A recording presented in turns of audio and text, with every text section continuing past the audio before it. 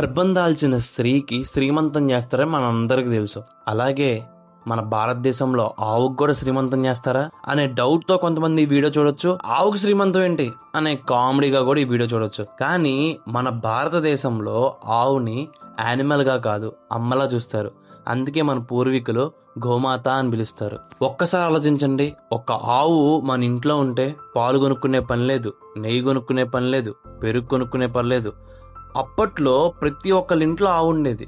So అందుకని వాళ్ళు ఈజీగా ఎంతమంది ఉన్నా, ఒక 15 మంది కుటుంబంలో ఉన్న, ఒక 10 మంది ఉన్న కుటుంబాన్ని ఈజీగా రన్ చేసేవాళ్ళు. అప్పట్లో ప్రజలు గోమాతని లక్ష్మీదేవి స్వరూపం కింద పూజించేవాళ్ళు. మన పూర్వీకుల ఎకానమీ అంటే ఐటీలు ఫ్యాక్టరీలా కాదు కదా, అగ్రికల్చర్ వాళ్ళకి మెయిన్. అప్పుడు సోర్స్ ఆఫ్ మనీ ఏంటంటే అగ్రికల్చరే. అగ్రికల్చర్కి మెయిన్ సపోర్టింగ్ సిస్టమ్ ఏంటి? అప్పుడు ఏమైనా ట్రాక్టర్స్ కానీ హార్వెస్టింగ్ మిషన్స్ కానీ ఏమైనా ఉన్నాయా? లేవు కదా. ఆవులు, ఎద్దులతో వచ్చేసి వ్యవసాయాన్ని చేసేవాళ్ళు, ఆవులతో వచ్చేసి ఫ్యామిలీని రన్ చేస్తూ వాళ్ళ నీడ్స్ తీర్చుకుంటూ ఆవు నుంచి వచ్చే పేడ, మూత్రం అగ్రికల్చర్లో యూజ్ చేసేవాళ్ళు. సో వీటన్నిటిలో హెల్ప్ చేస్తున్న ఆవు ప్రెగ్నెంట్ అయితే దాని నుండి వచ్చే నెక్స్ట్ జనరేషన్ కూడా అంతే హెల్ప్ అవుతుంది అనే ఆనందంతో చేసే ఒక చిన్నపాటి సెలబ్రేషనే ఈ శ్రీమంతం. బై ద వే, మీ అందరికి మా ఆవును పరిచయం చేయలేదు కదా. ఈ ఆవుకి మా వాళ్ళందరూ కలిపి లక్ష్మి అనే పేరు పెట్టారు అండ్ చాలా బాగా కూడా చూసుకుంటారు.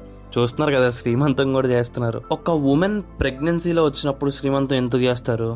మదర్ సేఫ్గా డెలివరీ ఇవ్వాలి, బేబీ హెల్దీగా పుట్టాలి, పాజిటివ్ ఎనర్జీ ఉండాలని కదా. So same logic and same love ఎఫెక్షన్తో ఇక్కడ మేము ఆవుకు కూడా శ్రీమంతం చేస్తున్నాం. పసుపు కుంకుమ పెట్టడం, పూలతో మాల వేయడం, గాజులు వేయడం, హారతి పట్టడం. అండ్ అలానే మా పెద్దమ్మ వాళ్ళుగా నైట్ బిఫోర్, అంటే ఈ రోజు శ్రీమంతం చేస్తున్నారు కదా, దాని ముందు రోజు షాపింగ్ చేసి సలివిడి ఇంట్లోనే ప్రిపేర్ చేసి దానికి కొన్ని స్వీట్స్, చూస్తున్నారు కదా అరేంజ్మెంట్స్ ఎలా చేశారు మా వాళ్ళు. అండ్ ఈ శ్రీమంతాన్ని చూడడానికి వచ్చిన ప్రతి ఒక్క లేడీకి తాంబూలాలు ఇవ్వడం.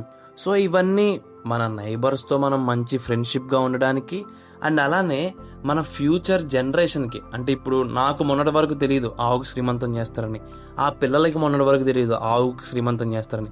సో మా అందరికీ తెలుపుతూ మా పెద్దవాళ్ళు ఈ చిన్న సెలబ్రేషన్ అయితే చేస్తున్నారు ఆవుకి. మన కల్చర్లో ఆవు ఇంపార్టెన్స్ గురించి మాట్లాడుకునేటప్పుడు ఆ వ్యక్తి గురించి మర్చిపోతే ఎలాగా? అదేనండి కృష్ణుడి గురించి. కృష్ణుడికి కొన్ని ముద్దు పేర్లు కూడా ఉన్నాయి.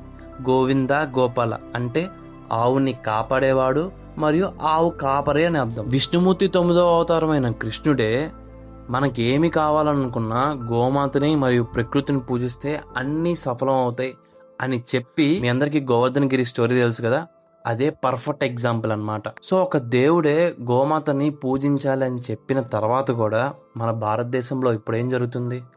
మొక్కు అనే పేరుతో ఆవును కొనేసి వదిలేస్తున్నారు. అసలు మీకు ఒక విషయం తెలుసా?